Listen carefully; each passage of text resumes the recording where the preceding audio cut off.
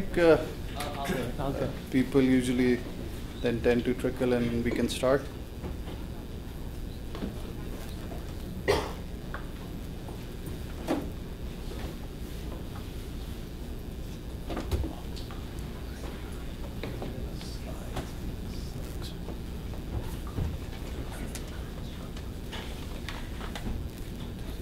Give them a couple of minutes.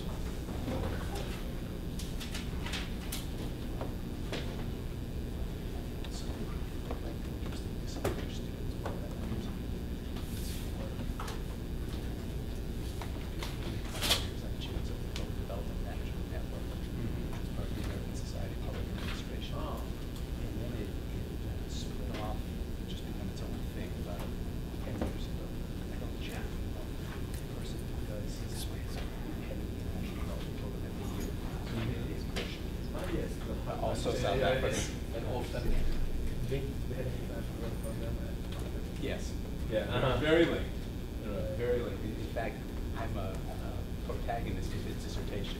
Because he wrote his dissertation about the planning industry in the system, which is what I Okay. Every year we have a workshop, which is really fun. Yes.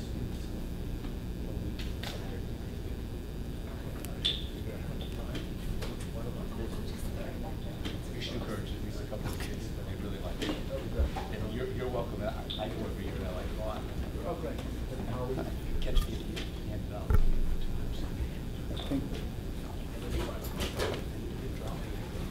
Start. Hi, good afternoon, everybody. Thank you all for being with us today. Today we have our fifth installation of the Development Roundtable. Development Roundtable is the IDEF program's high-level speaker series where we invite leading global thought leaders and practitioners to come and discuss some of the key topics that will be shaping our field going forward. Today we are fortunate enough to have Mr. Larry Cooley with us. He's the president of Management System International. He was very kind enough to agree to come today despite the sad demise of his mother this week, and I hope you accept our sincerest condolences. Mr. Cooley founded MSI in 1981, and MSI, as some of you may know, has gone on to become one of the leading development consulting firms in the world.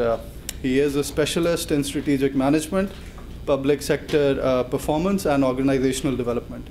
He has served as an advisor to US governments as well as governments of more than a dozen countries. Mr. Cooley has also worked with the World Bank and the UNDP. Most recently, in the past decade, he oversaw a $350 million project for the reconstruction of the public service delivery in Iraq. That was one of the largest after Vietnam.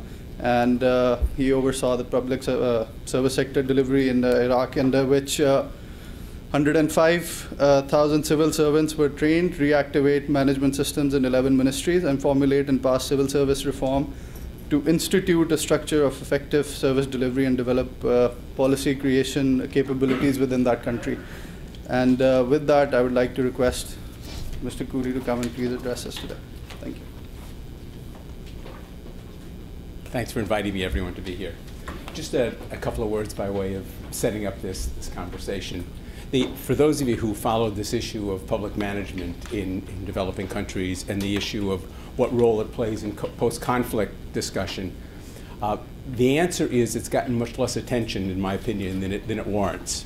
There's been a big focus, and appropriately so, on political reconciliation and on some of the kinds of job creation and conflict abatement programs that I think rightly concern people in these settings, but I think much less concern with what it really takes to help return, or in some cases establish, the legitimacy of the governments, the core governments that are responsible for operating and meeting the needs of their people. And so that's led me and MSI over the last years to focus a lot of attention on just what it really does take to participate in these sorts of activities and to help strengthen core public management systems in those countries in the wake of what's often very tumultuous sorts of conflict. The cases I'm going to talk to you about now are mostly Iraq and Afghanistan. And I'm doing this quite deliberately because I think they present two very contrasting situations. When you read in the United States about Iraq and Afghanistan, they're almost always put into the same phrase, because from the point of view of America, they were two post 9/11 experiences. They were two situations, both of which came associated with military intervention on our part, and both of which involved loss of substantial life. But the situations are fundamentally, and I would say extremely different than one another, and so I've deliberately contrasted them. And the other thing that I'd like to say is that I made a conscious decision, it's got pluses and minuses, to focus on interventions that I have personal experience with. So there are a lot of other things that other people have done that I'm not going to try and speak about unless you want to ask in the questions. But it just felt somehow richer and a little bit more legitimate to talk about things that I know firsthand from my own experience, so that's where I'm going to focus. Let me begin if I, well, that was lucky by accident, I hit the right button. Let me begin, if I could, with just one word of context on this that has to do with the nature of the foreign assistance and how it configures into the role played in these reconstruction efforts. And you'll all be familiar with this whole notion of 3 Ds. Well, that starts with 2 very big Ds. And if you were drawing this thing to scale, you would then have not a third D that size. You'd have an itsy-bitsy little d. I used to call it the Goldilocks, the Papa D, the Mama D, and the Baby D. And development is definitely, in that troika, the Baby D. But even within development, there's a big argument, sometimes expressed, sometimes not, about what the purpose of development is vis-a-vis the other 2 Ds. And I want to suggest to you there are at least 3 arguments that get made and sometimes conflated, and they have a lot of implications for how you approach the public management question. The first argument is the one that I'm calling here the quid pro quo argument. That says, look, we have things that we need and want other governments to do on our behalf. We have foreign policy objectives, and we need their support, whether it's fighting the Taliban, whether it's basing rights for ships, whether it's trying to facilitate the flow of goods and commodities across their borders. And the price we're willing to pay is some things they want, namely in the form of foreign assistance. So there's a kind of a trade going on. In that model, the nature of what we do for those governments doesn't matter as much as the fact that those governments appreciate it. Because what we're really doing with the assistance in that model is currying favor. The second model is what I'm calling here the hearts and minds approach. That says if you're going to have drones, you should have something else also. And that tends to lead you towards humanitarian programs, where you're doing things like education and schools and direct poverty alleviation activities. Again, a good foreign policy argument, but not the one I want to focus on.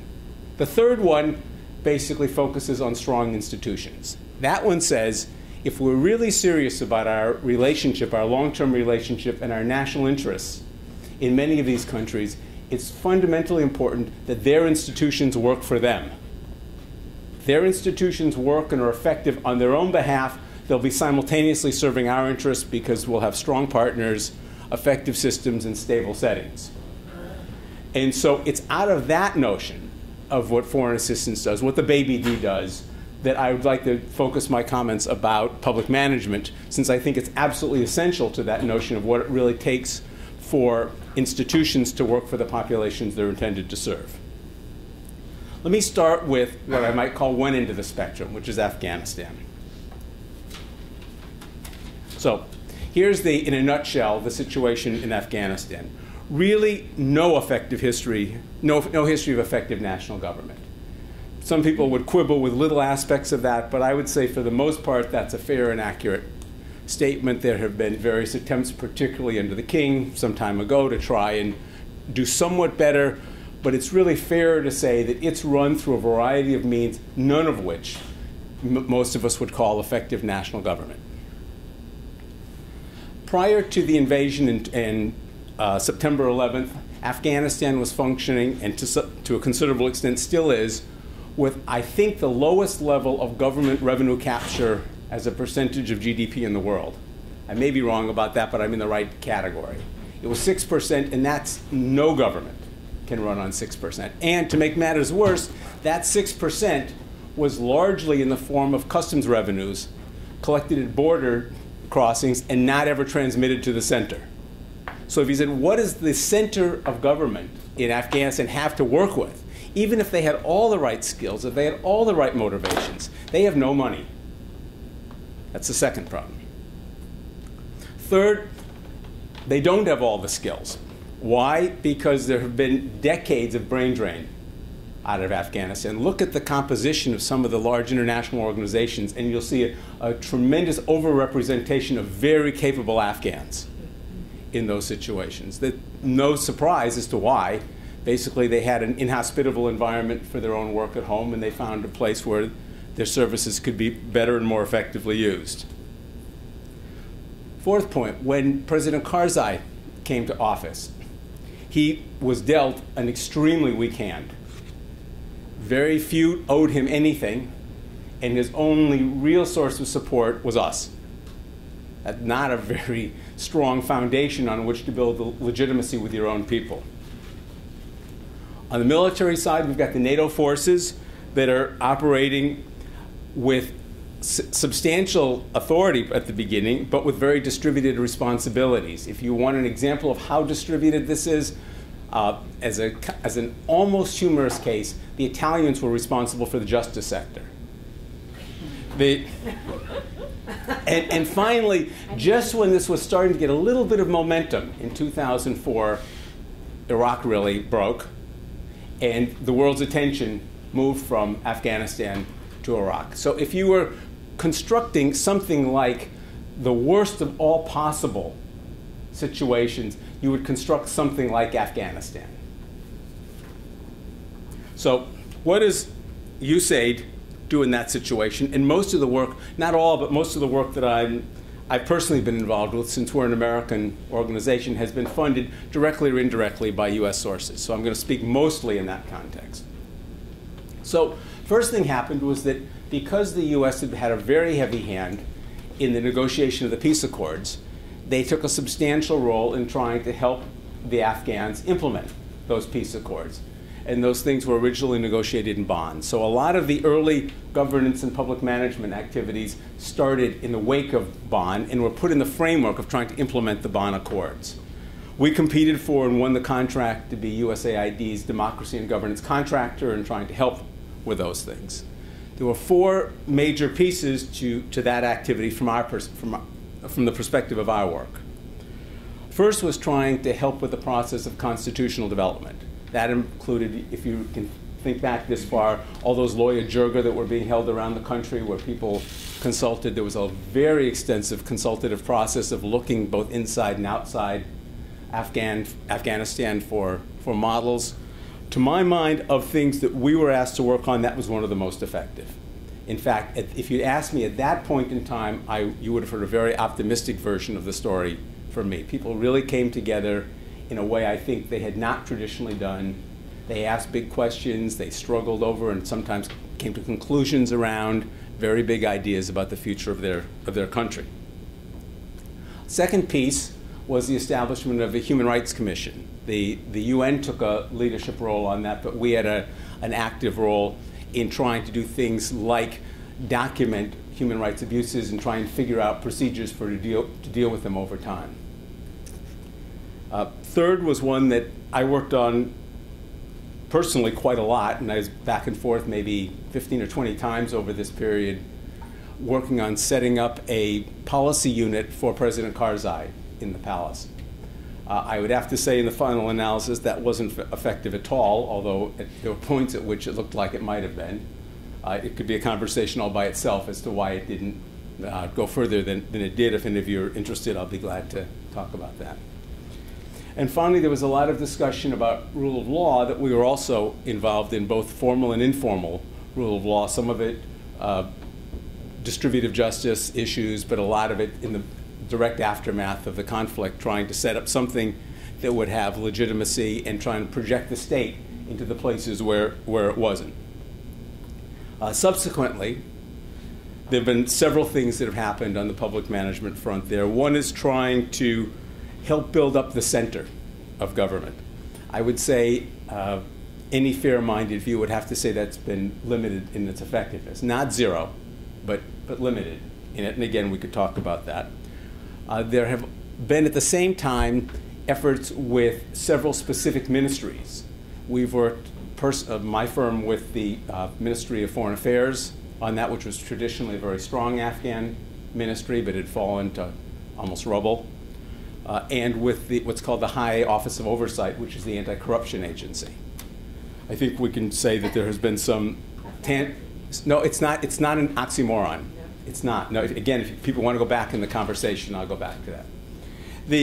And there, it's uneven, but if you walked across the Afghan government, you would find more examples of success than I think the press would typically portray. And again, not surprisingly, there have been a number of efforts to try and move governance issues out to provincial levels and sometimes municipal levels. Again, I think the track record is uneven, but it's hard to be enormously sanguine about that. Let me switch now to what I think is a much more encouraging case overall, which is the Iraqi case. Here we have the exact opposite. Iraq has a history of highly centralized and at various times in its history very, very, very effective public management. There were long periods of time when if you were anywhere in the Middle East and you wanted to learn public management, whether it was as a university student or as an active practitioner, where you went was Iraq. People have their Iraqi certificates around the whole Arab world, if you look on the walls. And if you talk to Iraqis with long memories and strong national pride, this is something they talk about with great, great relish. It was considered, and I think not incorrectly, as the gold standard for public management in the Middle East. It's hard to imagine that now, looking at it from this point in time. But that was the case then. And as a result, this is the case that I describe as had it, lost it. And my dad was a military governor in Germany after the Second World War, and I've had this conversation with him. In that sense, in that one sense, it's a very similar case. Here's a place that had a very established and very prominent and very successful view of itself that was completely eviscerated over time. And I can tell you, not only from a technical level, but from a very personal, emotional level, it's really different, this had it, lost it. I mean, think about it, just pick some personal example that you know, where you had something and then it was somehow either stolen from you or lost by you or you blew it, however you want to look at it.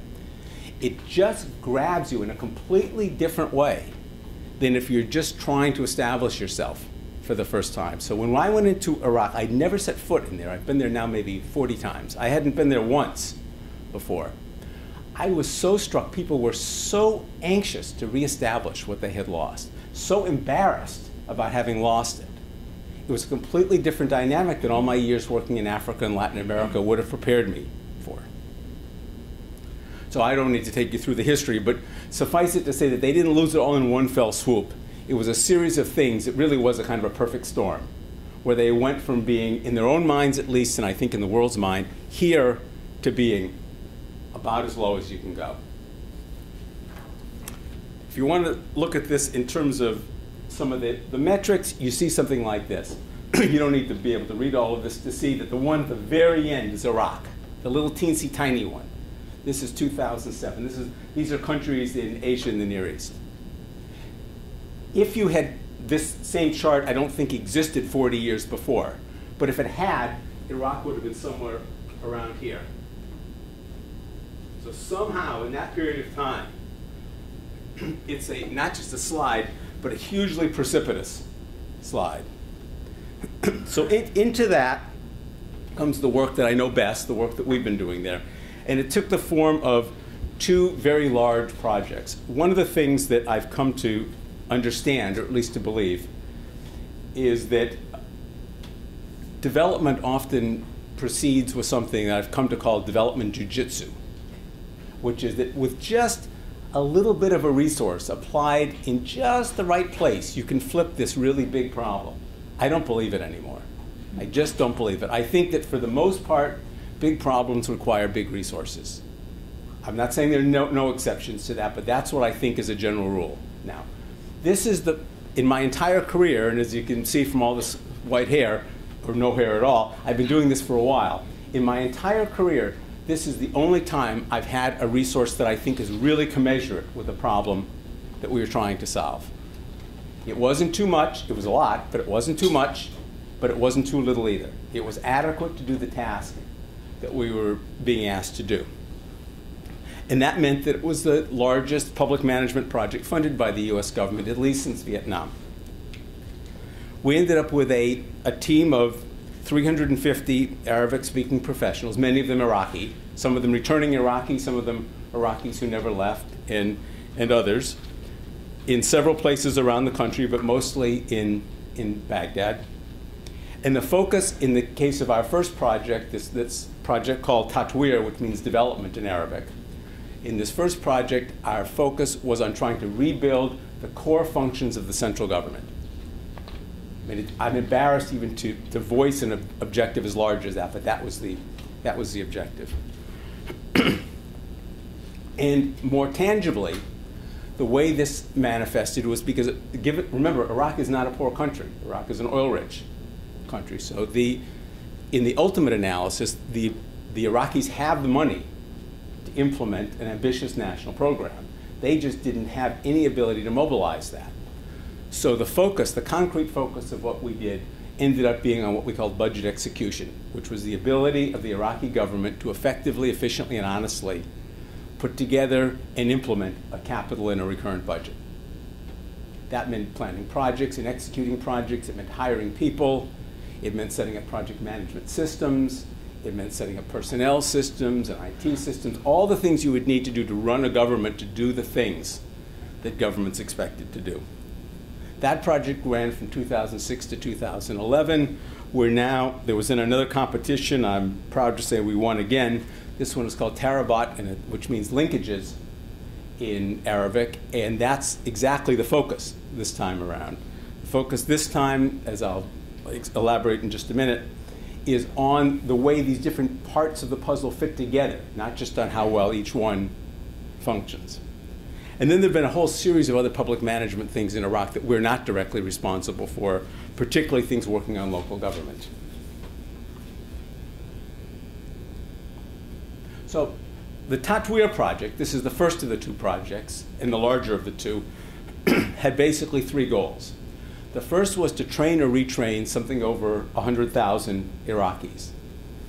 And the reason was some combination of the debathification, the brain drain, and just the death count meant that these institutions remembered what it looked like to operate effectively, but there was almost nobody left who knew how to do that. So the idea was to try and figure out what the most fundamental skills were. It was not so unlike when militaries need to train for military campaigns. You have to get large numbers of people doing very particular things adequately, to figure out what's most important about that, and then to put large numbers of people through that system. We've done this not at this scale, but like this in other places, and come to believe that if you can get a group of 20% of the supervisory level personnel through a program like this, it constitutes a kind of a critical mass.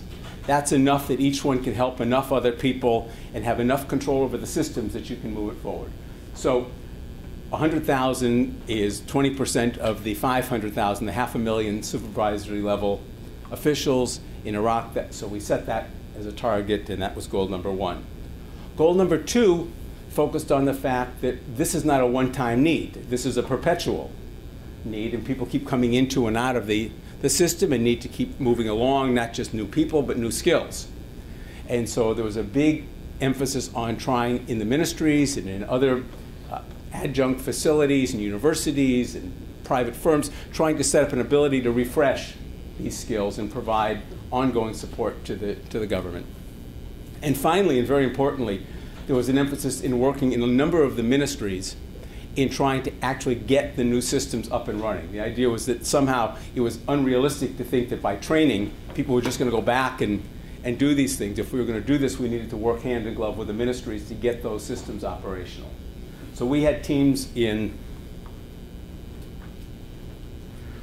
the Presidency Council, the Prime Minister's Office, the Council of Ministers Secretariat, in the Civil Service Commission, the National Investment Commission. You can read the list yourself. But it was a very widespread effort, some in ministries and some in other areas, to try not just to train people, but to actually get these systems up and running. What were the systems? They were things like this: fiscal management, thanks a lot. Fiscal management, project management, human resources, information management, leadership, and communications. This is if you want to think about this from a public management point of view, this is sort of blocking and tackling. This is basic skills of trying to run a government. This is not highfalutin about what their policy should be and how they should manage their economy. This is how to run a government qua government.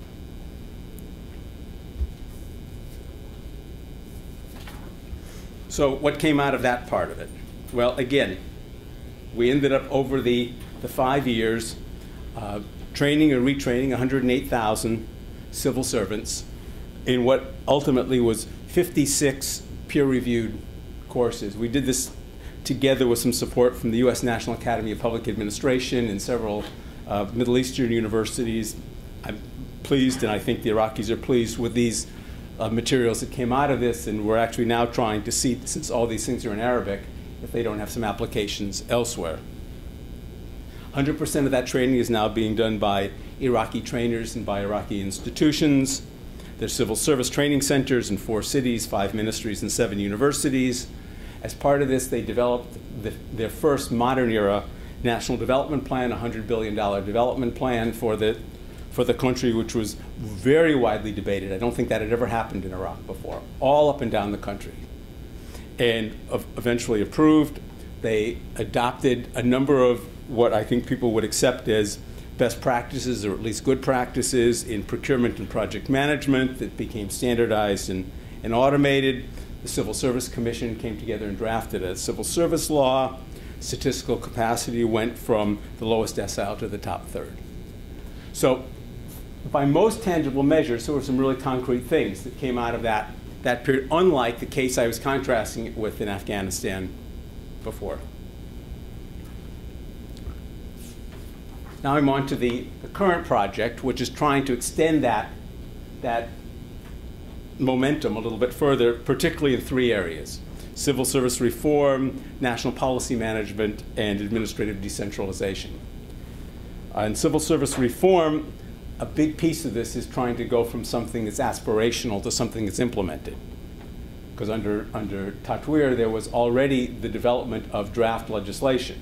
Now the notion is, how do you move that all the way through a system? And it's got things like transparent hiring practices, competitive processes, grievance procedures, the things you would expect and want to see in a civil service arrangement, but which are absolutely not the case today in Iraq, which is heavily, heavily patronage biased, and where ministries, for example, are entirely given over to one sect or another.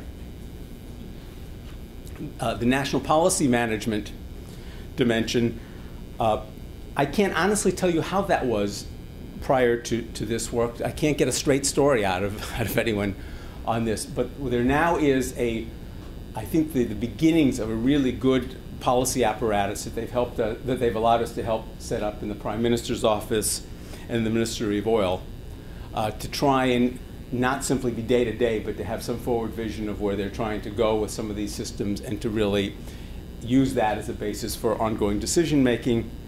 And the administrative decentralization is ambitious, particularly in a country that has a history of being so centralized. But given the political reconciliation process there and the political decision to move toward federalism, if they don't do this, they're soup. So there's a lot of focus in this project in that decentralization. A couple of results. We're not as far into this one. We're only about 1.5 years into this one, but here are a few things that have come out of this one so far.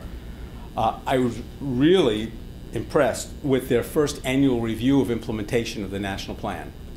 They got people from all walks of life in to talk about the extent to which it was or wasn't being realized. And it seemed to me very initially countercultural for them. But we weren't pushing. This was their initiative, not ours, to do that. And they saw it as being simultaneously part of the political reconciliation process. The civil service reform thing still is only partway through, but now it's gotten as far as being approved by the Council of Ministers in Parliament and being implemented in the meantime in kind of a piecemeal sort of way. I mentioned the ministry, the offices of policy development, the social safety net, which was enormous under the Saddam Hussein regime. It was the way he kept people in line. So oil and food were almost free to people. So these ration cards and trying to find some way to transition that to something that can really work over the long run is a big, big job. But there's now at least I think a good foundation for moving forward on that. The procedures, and then finally something that I think is worth a passing reference, which is they asked us to pursue something called a regulatory guillotine. Those of you who followed the US policy mess trying to make changes or reform, you might remember something we did around base closings, where they said we'll never approve these things one at a time. Never. It's too political. So the only way to do it is to have a group come up with a whole docket of approvals, and there's only one vote, yes or no. You can vote no, you can vote yes, but you can't say, I'll take this one but not that one, and so on. So this process we've gone through with them, all of the regulations that relate to the owning and operating and establishment of a business in Iraq, with the objective of finding 30% of those things to get rid of. And so there's now a national commission that's working on trying to identify that 30%. If it works, there'll be an up or down vote in the parliament on whether to move ahead with that. I'll end with just a couple of observations. First, I think now, and I'm not sure if I would have said this at the beginning of the process in 2001 or 2003, but I think public administration and civilian ministry should be a really early and really important part of our post-conflict activities. If I were faulting the US government on the Iraq work, we didn't really start this central government stuff until 2006. We invaded in 2003. What happened to 2003 to 2006? We were futzing around with a million other things. We were working on local government, we were working on community development, I mean, things that are worthwhile, but we completely walked past this thing. And we used, as a kind of a partial substitute, this occupation strategy where we had something called the Coalition Provisional Authority, which was our own government, basically, running their government. All we did in the process was delegitimize theirs and piss off a lot of people.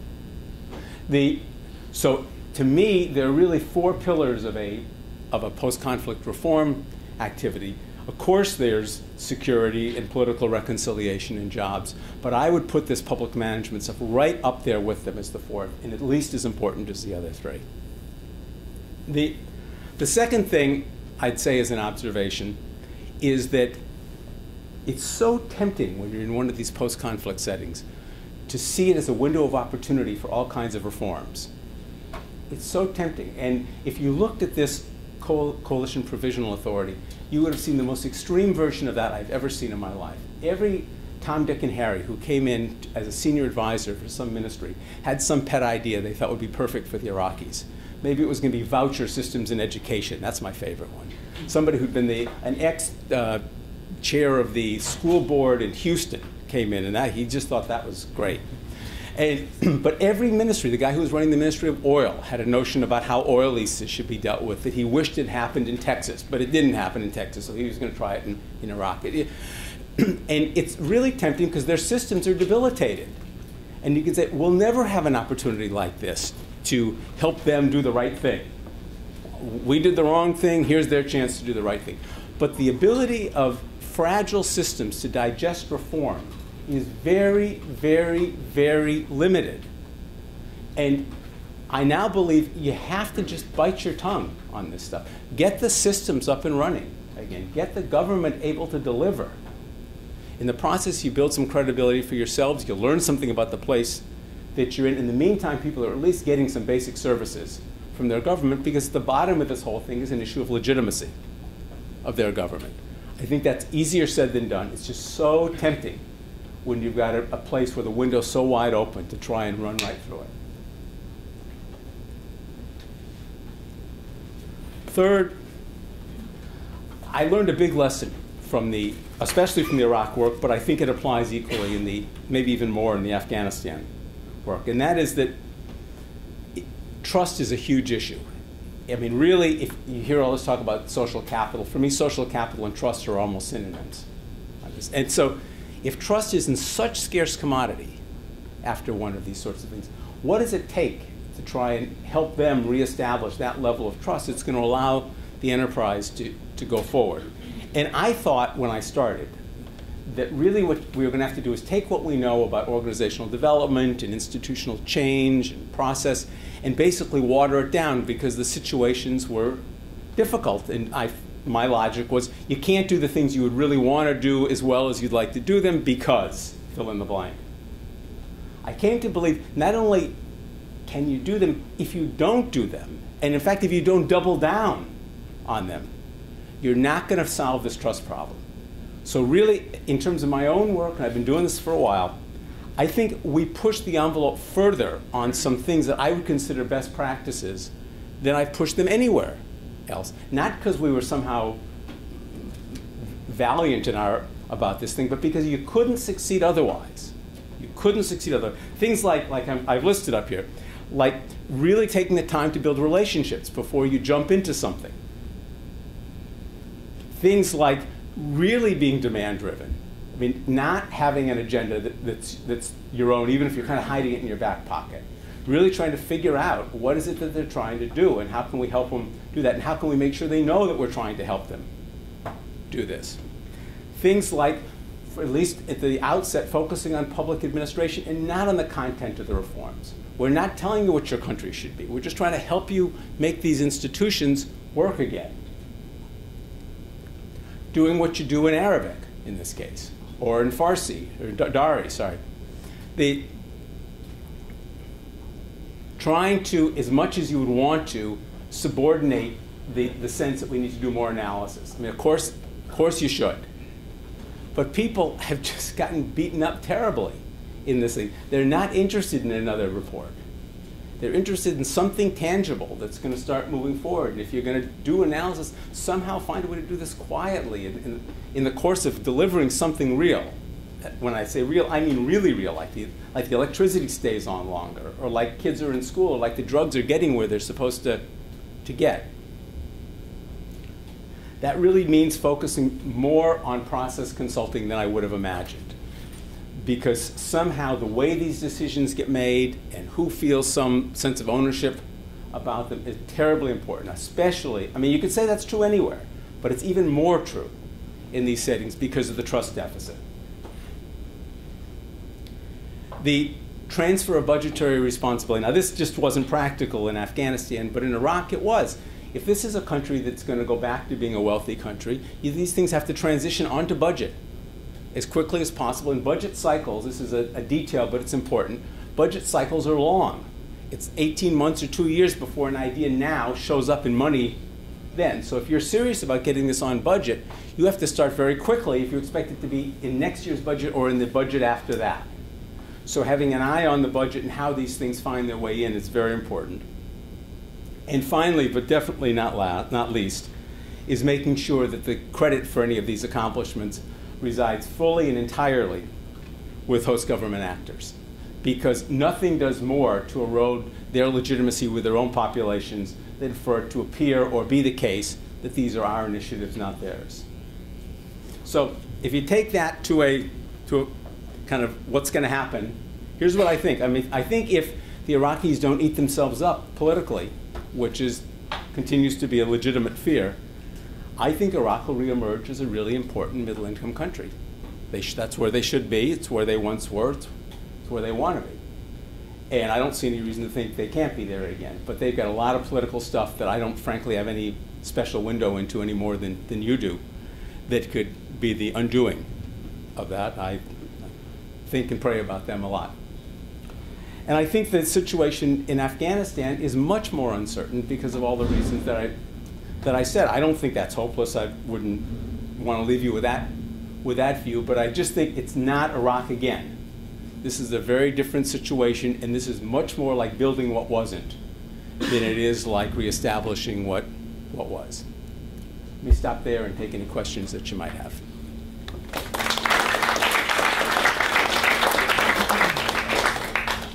Thank you, Mr. Cooley. Just a quick sort of note, if you could please keep your questions to one question per person, and because we try to get as many students in as possible. All right, thank you. Anyway, John?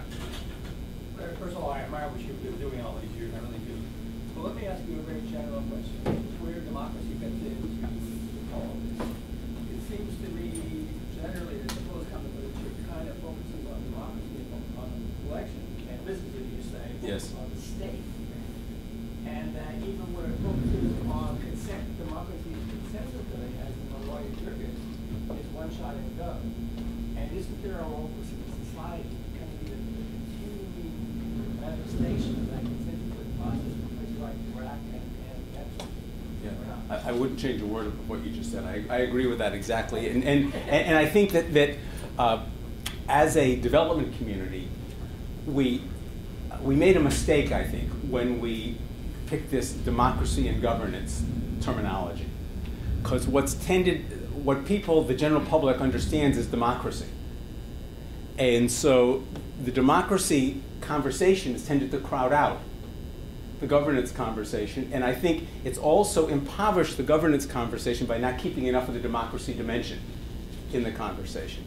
So for me, I mean, you and I have talked about this over the years, I'm coming more from the governance side than from the democracy side, but to me, the governance stuff only has a chance if it really embraces some of the fundamental elements of the democracy agenda, and I think that it's, in many cases, the most wholesome way to get into the democracy agenda. I mean, if you say to somebody who comes from an established democracy, what is democracy, if you really can get them into that conversation, it's way more than elections.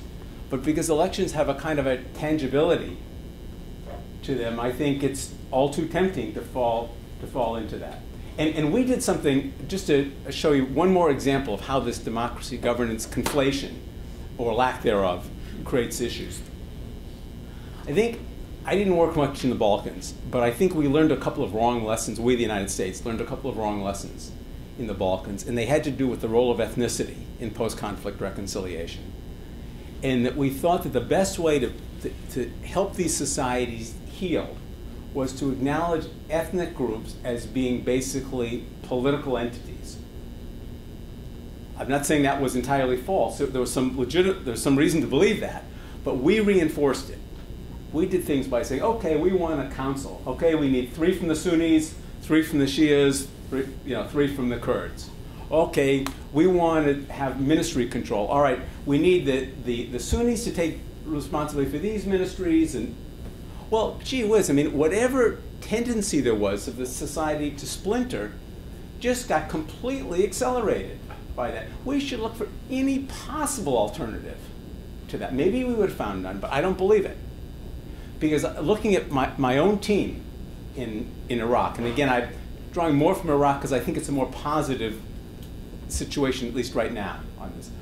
If you looked at my own team in Iraq, we have maybe 200 serious Iraqi professionals on that team.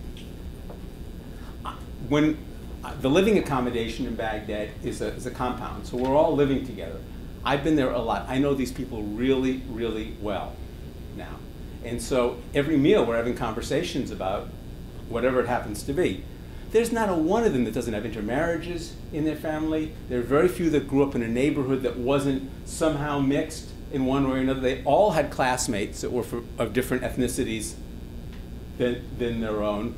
You can't tell me that there's not some way to find interest, sort of conglomeration or kind of putting together of identifications. There's something other than just ethnic in that. But somehow that was the place we defaulted to. It was where they defaulted to, and it'll be decades before that ever gets cleaned up. Hi, my name is Alejandra. I'm a question about all of the civil servants that are trained. I mean, I don't have experience, working yet in development, but I was curious about how long it takes to train someone, or how you measure that, or if you are sure that's effective. Well, one of the things that I was surprised by when we went is that there were no longer any advanced degree programs in public administration. So one route you would have expected people to enter through had been, at least for some years, I don't know how many, closed off. So we focused, rightly or wrongly, on very concrete skills.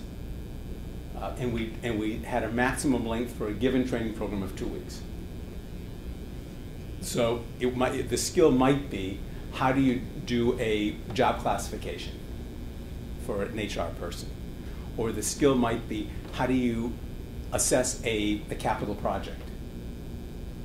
We tried wherever we could to equip them with, like, if it was, for example, project management, we'd give them the PMI stuff, or something that we had adapted from that, something where they would have resources to go back to in addition to the program. But the individual programs, mostly, were not longer than 2 weeks.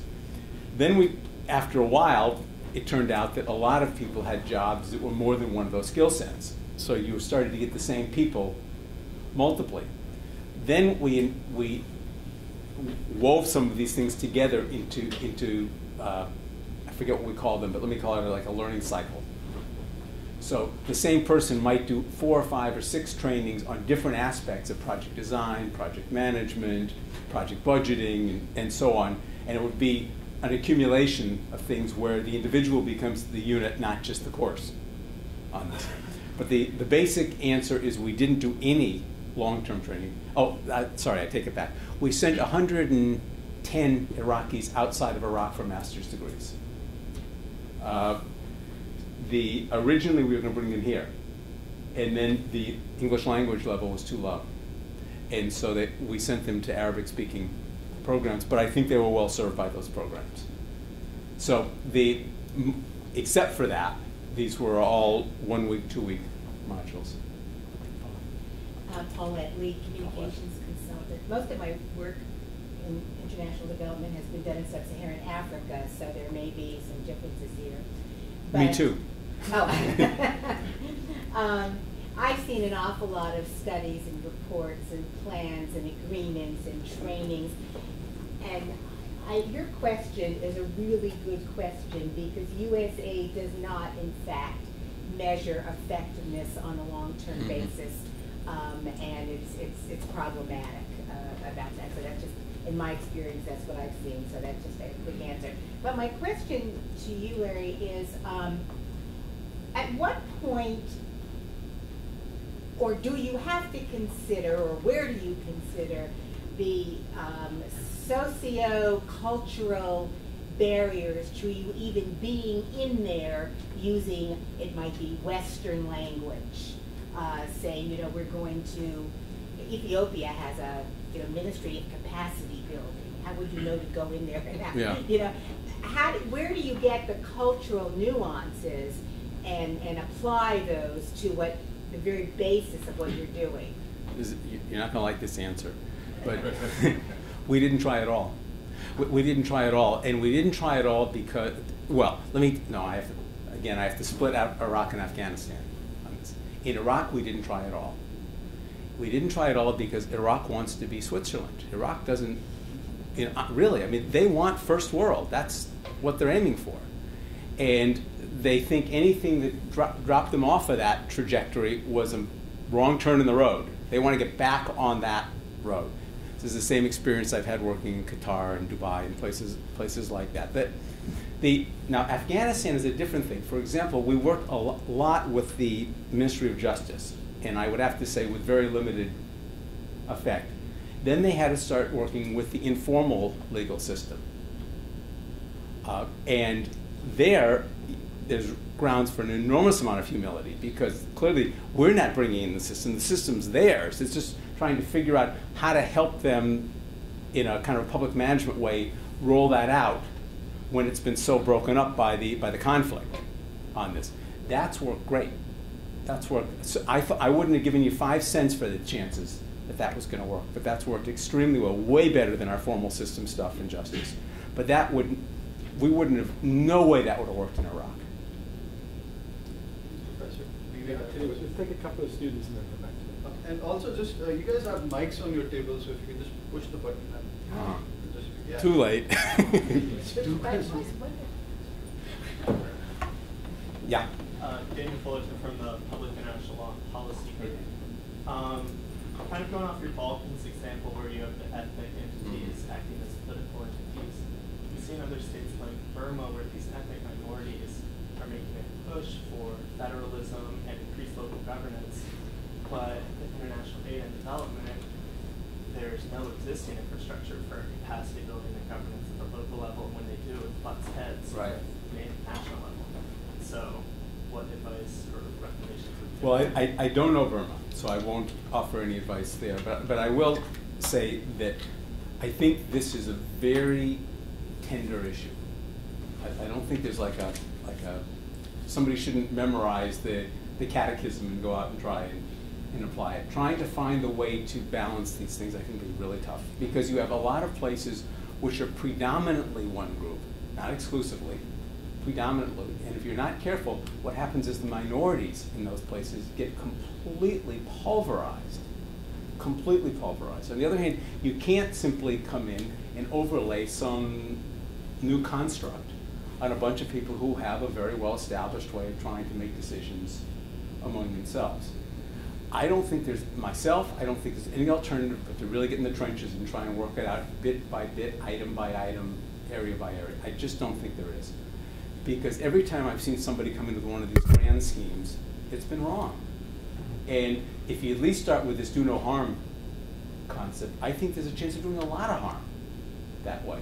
Because most of these places, we just don't know them well enough. This is a very intimate kind of knowledge we're talking about now, in terms of how far you can push that envelope. And I just don't trust our ability as an international community to guess it right. Not a very satisfying answer, but that's what I think. Yeah. Thank you for, I'm a Kabir Sadia first year international development student, and thank you very much for your presentation. It was very interesting to me to hear that what you were saying that with the Iraq project, it was the first time that you felt you had the right amount of resources, and it sounds like it has been a very successful initiative. And Iraq, of course, got a lot of money from the U.S., and that's probably not going to happen in most sort of weak and failed states. Right. So in the absence of that kind of big resource push, what are ways that you've seen, maybe in your previous experience, that public management can be improved? And yeah, that's a really great question. I'm gonna have to, since I don't know the answer, I'm gonna try and work my way around to it. Okay, I'll do it by starting in a country I didn't talk about, which is South Sudan.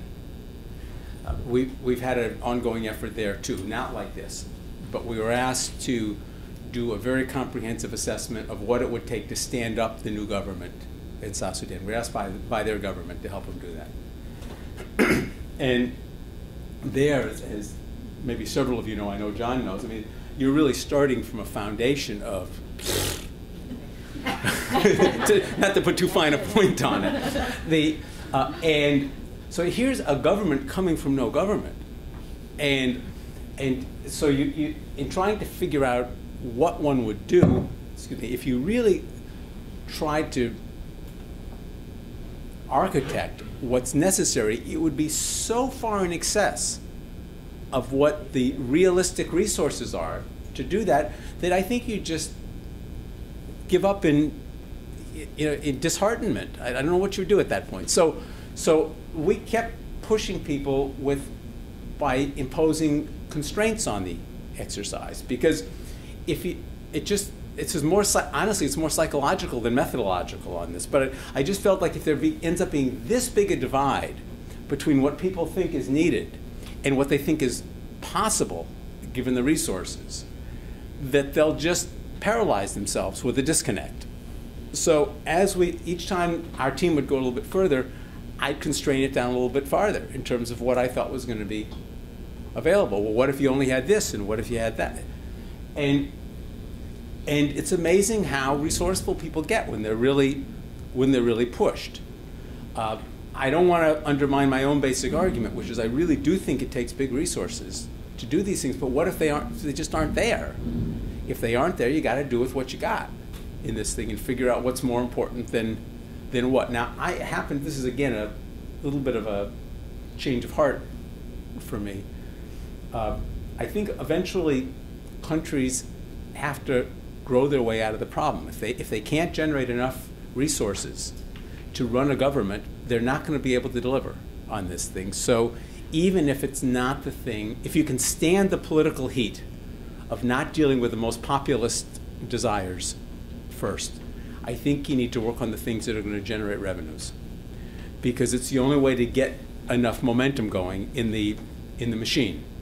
Now, some places there's so much pressure to deliver something to people, some kind of a peace dividend to people, that you can't do it. Then you're a little bit between a rock and a hard place. But what it seems to me is that the willingness of the international community to go even the medium term is very limited on this. And so you need to somehow get the flywheel turning enough that it's generating revenue to the government. And I know that's going to look to the populations a little bit elitist sometimes, but I still think it's where I would go if you can do it.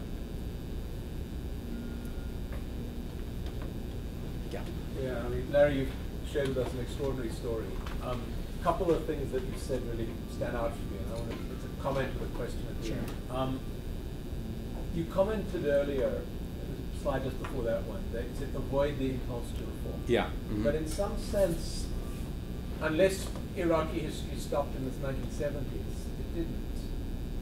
What you did was a huge reform. Yes, of a very particular sort. Yeah, what you basically said is we're going to take a personalized political economy system and we're going to put impersonal systems on top of it. Mm-hmm. And, you know, in a sense, was it Colin Powell, was his pottery barn metaphor? Mm-hmm. You know, the US went in there and therefore in some sense almost had an obligation to say, we're going to make an enormous investment in this environment to at least create the possibility of a functioning impersonal governance structure because of that history. Yes. But as I'm looking at your that last slide of yours, I had a very hard time getting past the first 3 words. Because you know, my question for you is, I mean, let's not get the question. Is this, well, maybe there's a question here. Is it so far against the grain of the way that Iraq's politics actually works now, impersonality, as opposed to personalized patronage drivers? I mean, maybe the question is, how long do you think the kind of impersonal systems that you built can survive a politics that is personalized and patronage-based? And then if you'll allow me, and then there's a second question that's behind that, and it's sort of South Sudan-like, which is, I mean, I actually agree with your comment in those settings completely that says, you know, let growth drive this and then backfill from growth. And so from the part of me that just thought about growth would have a set of ideas around that, but the part of me that thinks on public administration, if you just wanted to do the 1 or 2 public administrative things in a South Sudan that would be contributing to growth, what would they be? So there are 2 questions in there. Okay. One about Iraq and then one about good other settings. Let me start where you started too, which is that in a sense this impersonal public management is a reform. I think that's true. I mean, and in a sense there's a little bit of sleight of hand in my claiming that this is not a reform. I know that's true, but it's not. It wasn't greeted by the Iraqis in the same way as, for example, voucher systems were, or the notion that somehow subsidies should be eliminated in certain key areas, or the different notions about gender roles in education, the things that were seen as deeply cultural. This is political culture, but it wasn't culture that way, and it didn't look to the Iraqis, and it didn't feel to me like it was intrusive in the same way. That's not to take away your point, but it's to nuance it a little bit. In terms of the barring political reversals word on this, I mean, I would be untruthful if I didn't say I'm very nervous about it. But even this is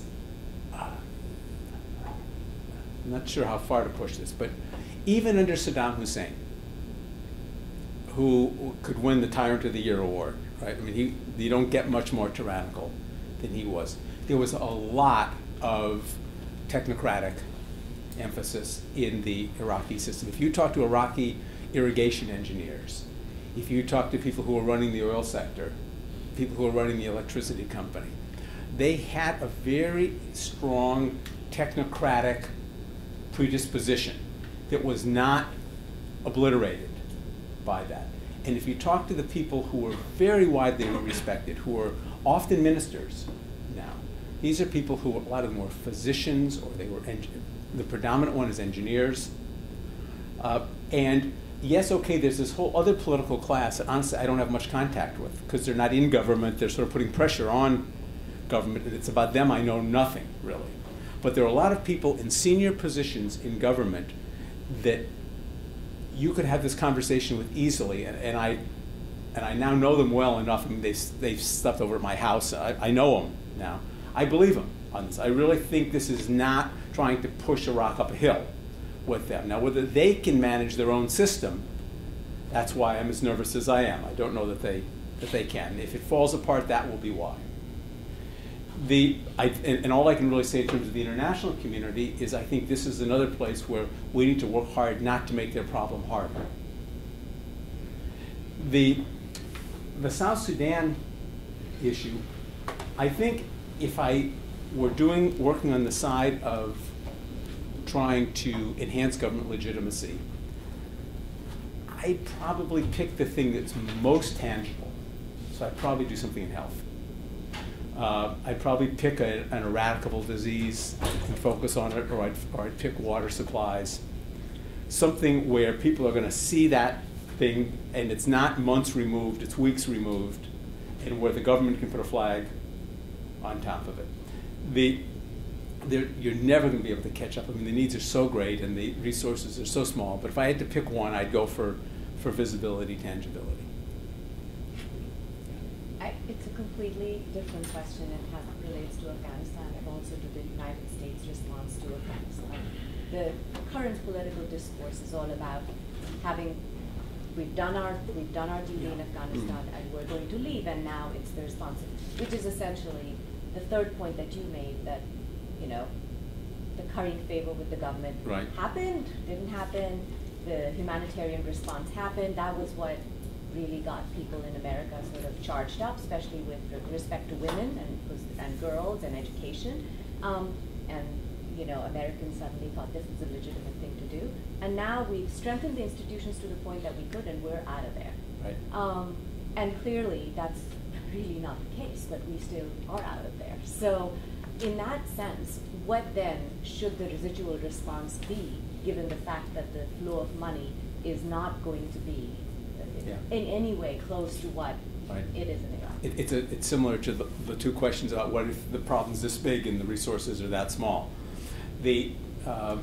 Here's what I think about it. I think that Afghanistan has the misfortune to be in the crosshairs of just so many global political issues. This is not a new problem for them. This goes back. Yeah, it's the third. And various people decide to care at various times and intervene at various times, and then for their own purposes they walk away at usually the wrong time. We're going to be the latest to do that, I guess. And I think that for us, even when we went into Afghanistan, this is now way off my brief, but even when we went in, a little bit of it was Osama bin Laden, a lot of it was Pakistan and Iran, I think. So it's a complicated story we're playing there. In terms of what we do as we walk out the door, I think it'll be very, how would I say it, very self-serving on our part. I think we'll probably look for the things where it allows us to keep a hand in the places that we care most. That would be my prediction. And I think it's more motivated by the first two bullets on my third D than by the third bullet. I think we're giving up almost on the strong institutions argument. I think we can't do it. And so I think we'll work on the quid pro quo side of this and on the hearts and minds side of it more and more, and on the other less. Now, I would be glad to be wrong about this. We have a project now I didn't talk about, which is trying to do monitoring and evaluation of stability considerations in Afghanistan, and whether different development programs do or don't seem to be having any effect on that. And it's too soon for me to say if it's going to be able to produce decent data on that. But it might be the case that if the data really does show that doing A, B, and C contributes more to stability than D, E, and F, that would be partially dispositive and people would act on it. I'd like to think so.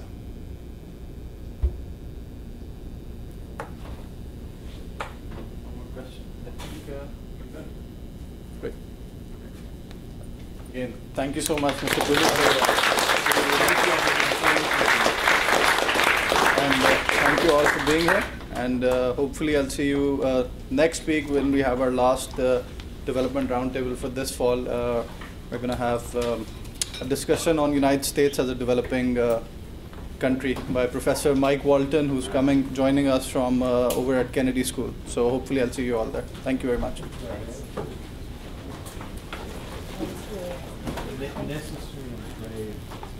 It was a brave experiment. I don't get the credit for the bravest, but I'm really glad that we changed it. Yes, they're going to be on our website. Depends on the presentation of the recording. So it will be on our Google Sites development. Yeah, I think so. I mean, one comment on your response is, you know, the more confident the political leader is the more likely that he's going to stay. Yes, that's absolutely so true. it doesn't surprise me that Saddam Hussein created space for technology, and in some cases, I would expect that he to weaker by they can receive themselves. Yes. And they can understand it. That's right. Accountability is so important. Well, no, it's not accountability actually. It's about his sense of confidence that he can maintain such a Right, that he can lower levels of people that are comfortable. No. You see, he has to feel that he can afford to do something technocratic rather than just provide management jobs. That is the big issue. The way that he can deal with government is to buy off that. And he doesn't hurt you. Well, he doesn't if he's strong. Right. You see, yeah, but if he's weak, government contracts, patronage, jobs, everything. The part that we missed. If he was actually, because Saddam Hussein had enough power, he could say, I can steal oil and he could afford to do that, but he was not vulnerable. I mean, it's all the lower level technocrats could be given orders and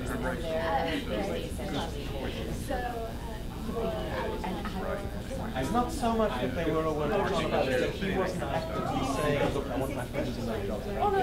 Okay, so that was the more important thing. Yeah. It's not the positive accountability, but it's the negative. patronage and extraction. So I'll send you an email now and take a touch base with you after.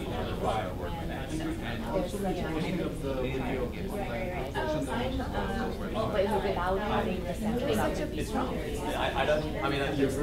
I think the issue is the same whether you say the issue is my own view.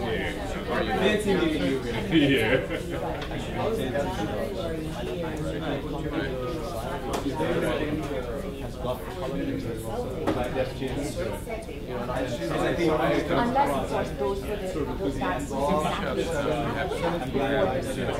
Yeah, but yeah. Which I don't know. Yeah, I mean, he was describing the older. No.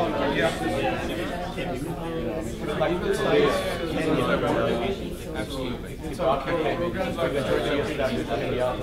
Right. And here in this time, I'm more than Yeah, too long. In that case, yes, because we had a very both the individuals and the institutions that we work with. Are you the We've got a lot of professor? updating now. One of the professors. Yes, I am. What it means. What is your name? I'm Brian Levy. Part of the training programs, but also whether their ministries were doing a better job in formatting the budgets. What we can't trace it all the way through. Our kids getting better educated. It doesn't go that far, but it goes from Kirkpatrick, it goes up to, it goes all the way up to. Every time it rains, people breathe. So, Oh. great friend. And also, vaguely try to approach you guys. Editing, well, the easier side. Sure. It's hard. It's just got so many, it's very hard. You bet. Even Zoe tried to give me the book. Okay. So, See, I've never heard Mammoth applied to us before. Well, that's great. I'll be glad to. work together. Okay. That's not two good recommendations. Anyway, nice to meet you. Thanks.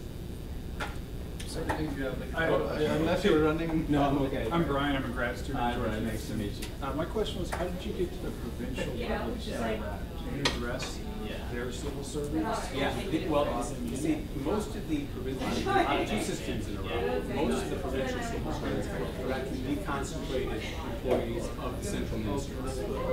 So if you go to the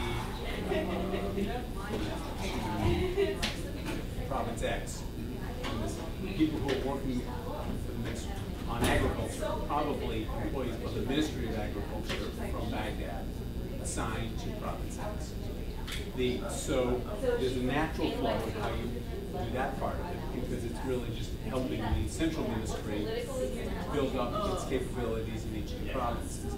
But with the political reform, the provincial governments now have legislatures, elected officials, and things like that. And the governor is also responsible for sane people, even though they're officials of national ministries, and for some other people who are actual officials of the provincial administration. So our focus for that ended up being planning and management offices of the governor's office. Okay. And it's a very Iraqi specific kind of a thing, because it used to be so centralized. But they really are trying hard. They took, I forget what percentage of the federal budget this year, and just did it as block grants to the provinces. So you really get to plan and implement this stuff the way you see fit, either through the federal employees or your own stuff. Did you bring, how did you leverage them to come to Baghdad and take these 2-week courses? They want it. No, they want it. But we also had 4 centers around the country where we did it. Okay. So we had one in Reveal, we had one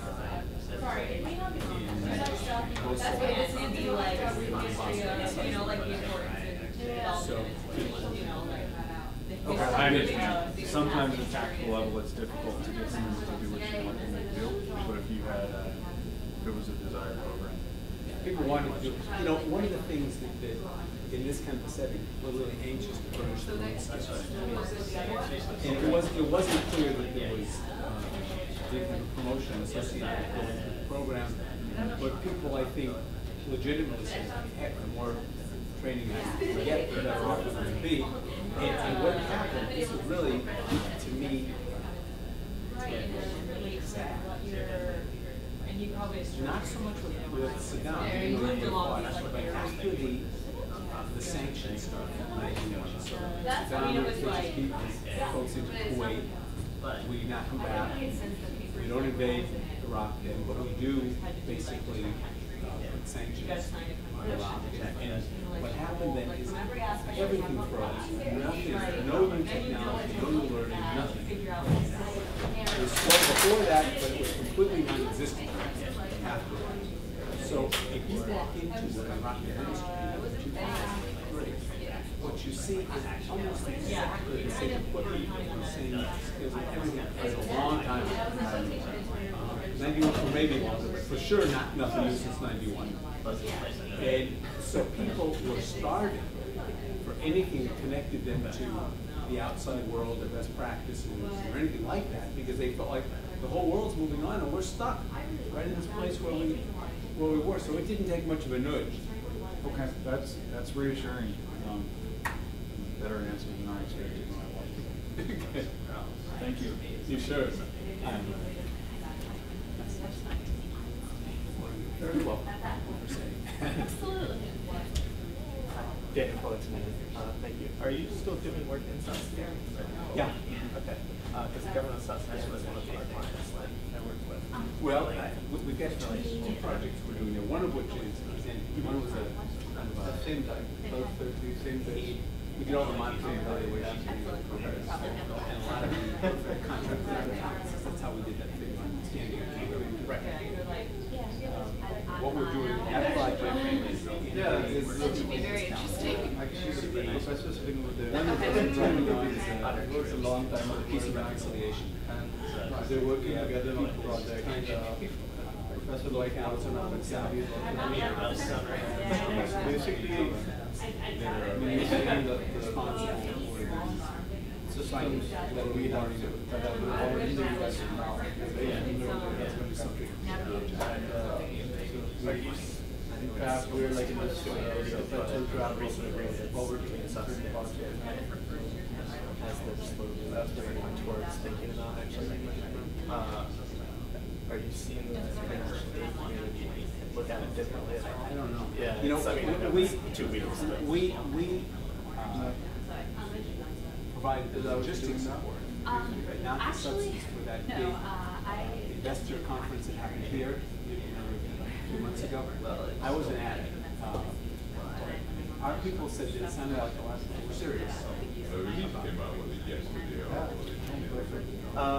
There was one yesterday. So it's a country that my firm is really interested. So if you have That's going to be I'm not. Personally in Africa than the Middle East. I'm not one in Sudan. Thank you very much. You're welcome. All right.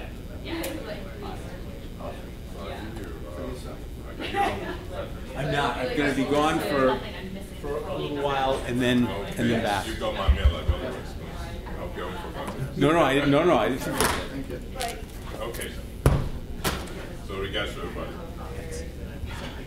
Thanks so much. You're welcome. Enjoyed it. Walk you out. They had to, Professor Levy and Professor Nagpal had to leave. Yeah, take a call from his wife. Yes, I know.